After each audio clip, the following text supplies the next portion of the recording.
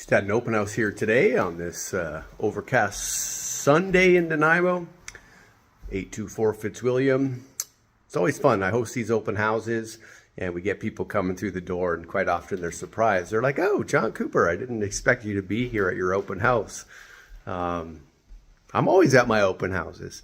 You know, we do open houses really strategically. We do an open house basically in a perfect world every time we launch a listing, and I deem it important for me to attend that open house on launching week. Why?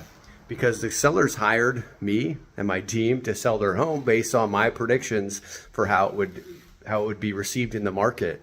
And that open house on launching week is there for a number of reasons. One of the important reasons is for me to calibrate the feedback, for me to test my theories about what I thought the market response was going to be, and report back to the seller with my takeaway from that week, from that open house on the first week. So yeah, you'll find me at the open houses. I'm here to find out what you think of the property. I'm here to answer your questions about real estate, and I'm here to report back to my sellers as to exactly what the market thought of their house within the first 7 days of going to market.